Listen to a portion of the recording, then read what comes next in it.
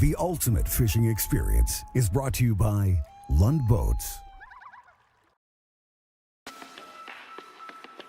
This week on the ultimate fishing experience, it's all about taking advantage of fishing opportunities right out your back door. All across North America, major metropolitan areas have lakes and rivers within sights of skyscrapers. The land around these waterways may be teeming with people, but oftentimes the fish within them go unnoticed. One of the most water-blessed places in the U.S. is Wisconsin's capital city of Madison. With 4 lakes, all interconnected, Madison residents have over 18,000 acres of boating and water sports playland within easy reach. Not to mention incredible fishing for almost every kind of freshwater fish that swims. This is where we meet up with Madison resident Roy Vivian and friend Scott Pernstill with insight into what these gems have to offer. Oh yes. You got them? Yep. Oh, it's a big smallmouth. Beautiful fish, right in the backdrop of the Capitol. Wow, what a fight. So it's time to load up, bait up, and head out. For we don't have far to go. And the smallies are on top, and this is a monster. Oh my gosh, look at that. Wow, we caught plenty of fish, and it was just a great day on the water.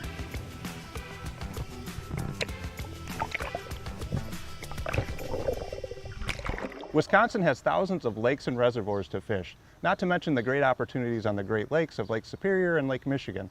But one of my favorite destinations just happens to be out my back door, on Lake Mendota in the Madison chain. Let's go out there and see what we can do. I moved to Madison in 2001, and one of the major reasons was because of the excellent outdoor activities that are available. There's 4 lakes, with 2 of those lakes sitting right in the heart of the city. Lake Monona, which is almost 3,200 acres, and Lake Mendota, which is almost 10,000 acres. The state capitol is right there, and it is a blast catching a 28-inch walleye right in the view of the state capitol. There's excellent fishing opportunities, whether you're looking for panfish, muskie on the lower lakes. You catch many fish up into the upper 40-inch range. There's smallmouth and largemouth bass, and Lake Mendota is known for its perch. But today what we're going to focus on are walleye and smallmouth bass. So here's the chain, Lake Mendota, which we'll be fishing today, Lake Monona, Waubesa, and Kaganza. All of these, you can go through the lock system to access them all. It's a great day trip, and you can target muskie on the lower lakes or panfish, or just stay up here on Lake Mendota and get some walleyes, which we're going to do today. You know, it is an urban fishery, so we have a lot of competition. There's jet skiers, water skiers, pleasure boats. But surprisingly, with Lake Mendota being 10,000 acres, you can kind of get away from the crowd a little bit, and you're not sharing as much water with the recreational boaters. So we can both have fun. Me catching fish, of course. So we're out here in the middle of July, and a lot of what happens is these walleyes will move, and smallmouth bass, will move out to this deep lake structure. And what I like to do is take these long points that are connected to shore. It's a nice traveling area for fish as they migrate throughout their season. Once they set up in the middle of July here, they should be here through September, if not middle of October. And what I'm looking for are saddles between 2 humps. As you can see here on the map, this is usually a good area. There's sometimes here, so we'll be checking that out. And if not, then we're working on this deep edge. And so what we're going to be concentrating on is this deep rock next to deep water.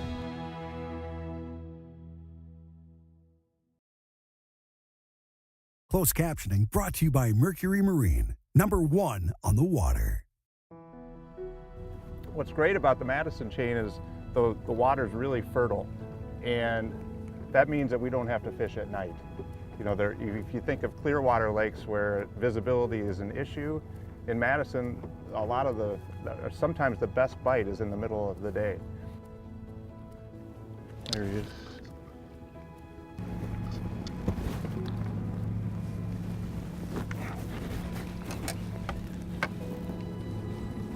School a little bit better. Another smallmouth, I think.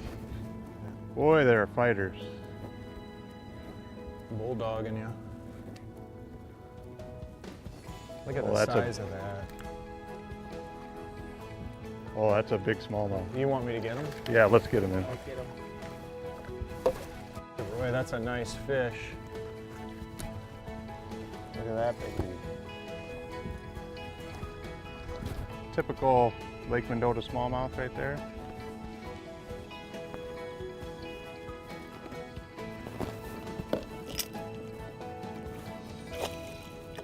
See you later. Well, we're getting these fish today on a Lindy rig. I'm using 6-pound braid that's 20-pound test on a baitcaster reel. You can do it with open face if you'd like as well. And I've got about a 6.5-foot fluorocarbon leader to a number 6 wide gap walleye hook. It's pretty simple, just crawling along the bottom, and just all I'm doing is feeling for the bottom, pulling it forward a little bit, feeling for the bottom. When they hit, I just drop the rod tip back a little bit and set the hook, and we're on. Lake Mendota is an incredible fishery. Here we are, middle of July, the hottest day of the year. There's all kinds of boat traffic all around us, and yet we're catching a lot of fish. It's just a great fishery. That's why I love coming out here in the middle of the summer on this lake. There he is. There he is. Fish on. Good one. Probably about the same as your last one.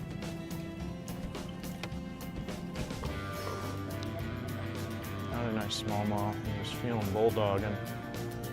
Got a little fight to him. He does. Might be a little taller than your last one. And he's taking some drag up.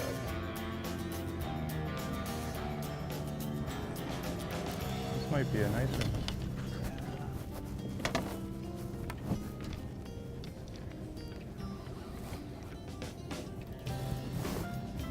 Oh, that's a good one right there. There you go, nice fish. Here it is. Nice Lake Mendota smallmouth. Gonna let this one go back.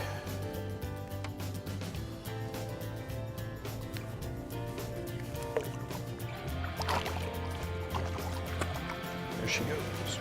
Sure you want to get the net? Not very big, but Frable. get the Frabo. It's a smallie. No, it's a walleye. There we go, little guy. Nice walleye there, Roy. We'll get a lot bigger than that today, but that's a Madison chain walleye right there. I'm gonna let her go. Bam, 1-0. Oh, game on, Bever. Game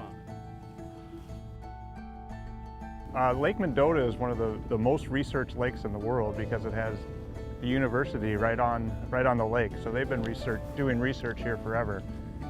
And one of the things that they tried to do is they wanted to study it to help improve water quality. There's a lot of runoff in the area. You got cattle farms, and they put manure on the fields. You have phosphorus from golf courses and from lawns.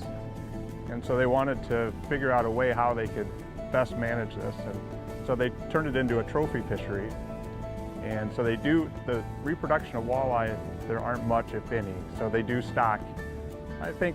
I'm not sure anymore if it's a yearly basis or every other year.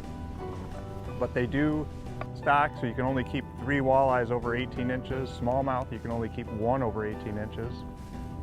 And then northern, you can only keep 1 over 40. So it helps keep the population in check. Yeah, fish on. Looks like a good one, huh?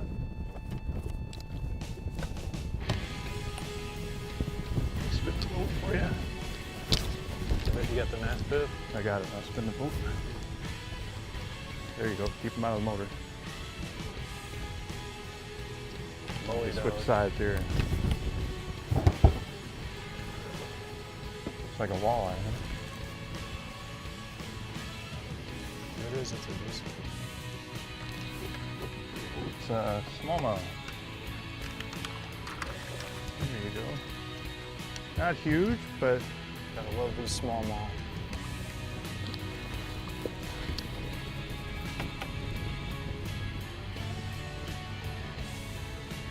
he's not very big.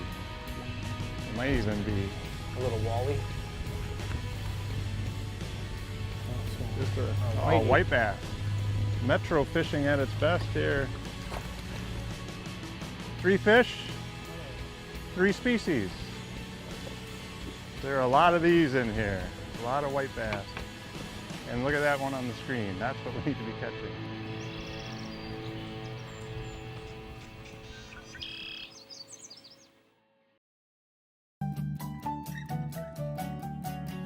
Scott, are you ready for the next spot? Yep.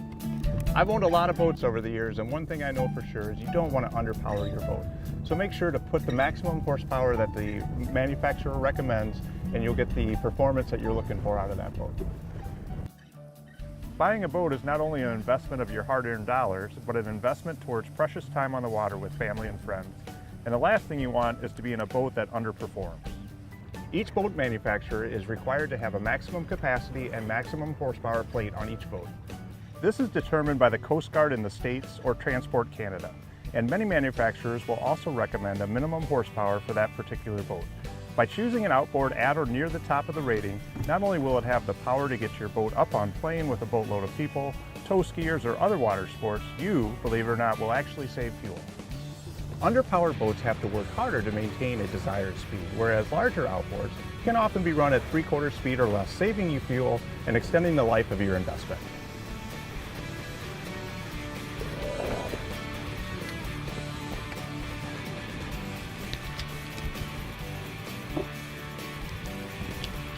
Maybe a little tail dancer.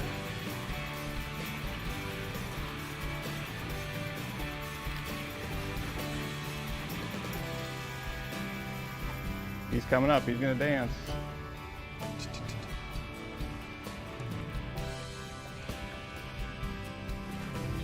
You have a water bottle in the net. Oh my. In the net, there's a water bottle. Oh. There's a water bottle in the Oh. net. Oh my gosh, you can't get good help around here. Oh, you can't teach that. Oh my gosh. You can't teach those netting skills. There's another healthy Lake Mendota smallmouth. This one's been caught before. Catch and release works. Another beauty.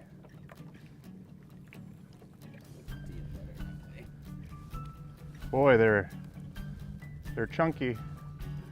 They look like a little football. Nice fish, Roy.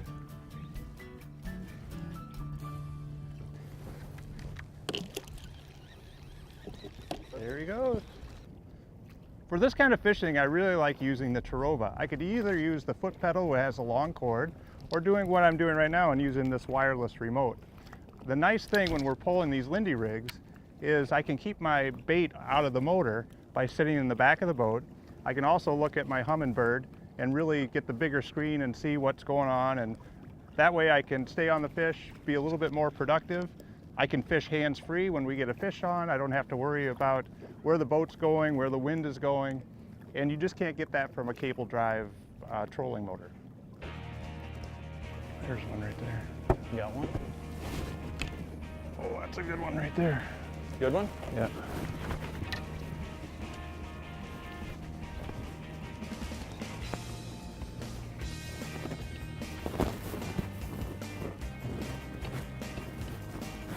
Smallmouth.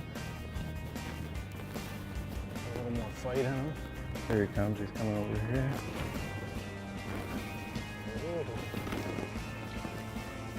Yeah, these fish fight. The rod is bent.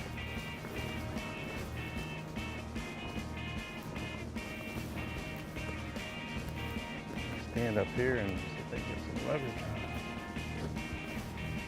That's a nice. Oh, that's a good one right there. Yes. Yes. That's a dandy.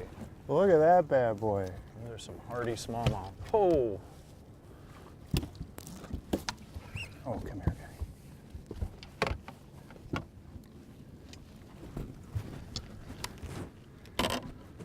Not a bad smallmouth. Got the Capitol right over next to us. Nice urban fish.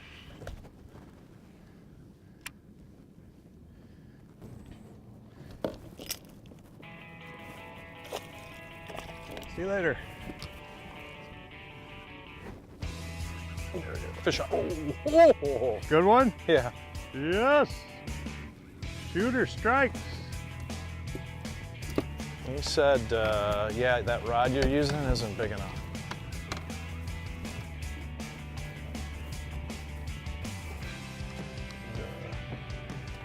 I said, we're going to test the bounds of that drag edge.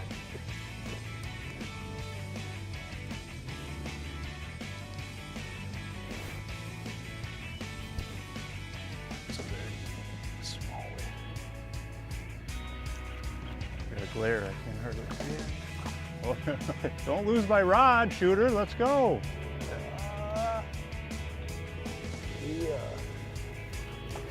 Get one of these I still haven't nice been able Mendota to see it. smallmouth. They don't. Oh, that's another tanker. Oh, yes. Yes. Yeah, look at the size of that fish. Be good.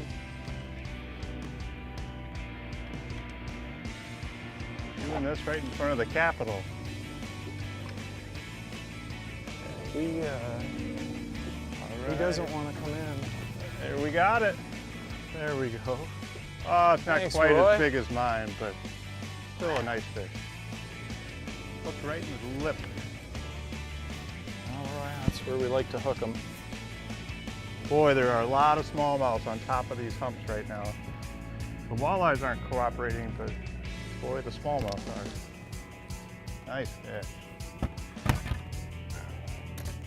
It's a nice summer pattern smallmouth here on Lake Mendota. There she goes. Let's catch a few more.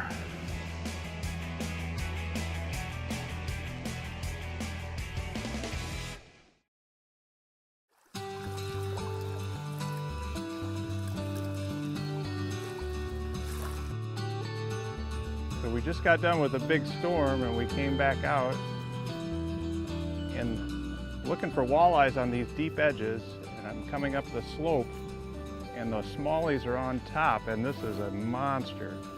Oh my gosh, look at that. Wow. Now that Nice fish, Roy. is, this is a nice fish anywhere.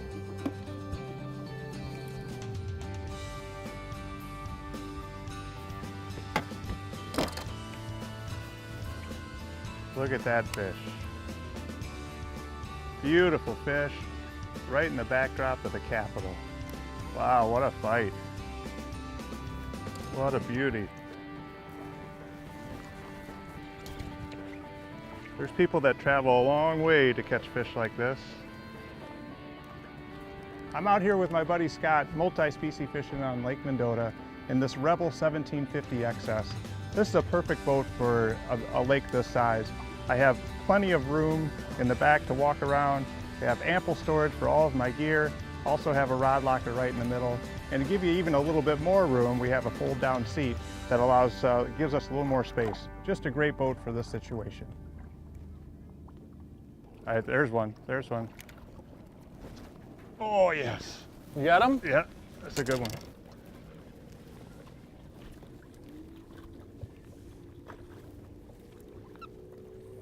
Oh, it's a real nice fish.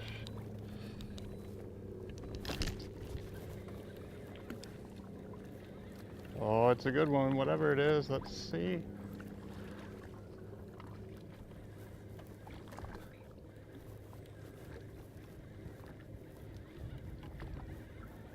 Right in the midst of some thunder.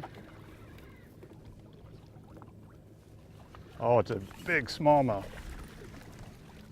Oh, yes. Look at that, baby. Nice fish, Roy.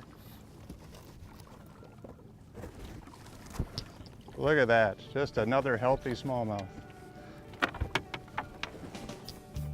He hit her pretty good, too.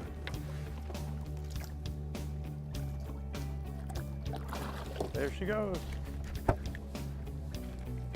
That's a fish? Yeah, this is a good one, too. Oh, that is a good fish. It's a good smallmouth. All right. I got got a little weight to it. I'm hoping it's a huge walleye, but I have a feeling it's gonna be a real nice smallmouth. Oh, it's a carp. A carp. Oh my God. That's the first one of those I've ever caught here. Boy, you are well known for your rough fish. Oh my gosh, look at Shooter, the carp king. You know, that's a delicacy in some places. A lake like this, dragging live bait on the bottom, you never know what you're gonna get. All right, Shooter. I hope I don't see bubbles. You've got. All right, let's slide that baby right underneath him. Oh yeah. Oh, look at that smallmouth. Too fat to jump. I thought it was a walleye. Well, the walleyes disappointed us a little bit today. They didn't want to come out and play, but we had a lot of fun with the smallmouth. We caught plenty of fish, and it was just a great day on the water. Can't wait to do it again. There it goes.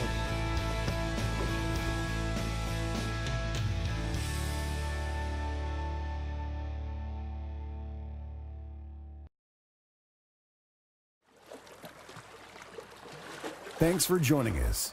If you'd like more information, check out lundboats.com or these other online outlets.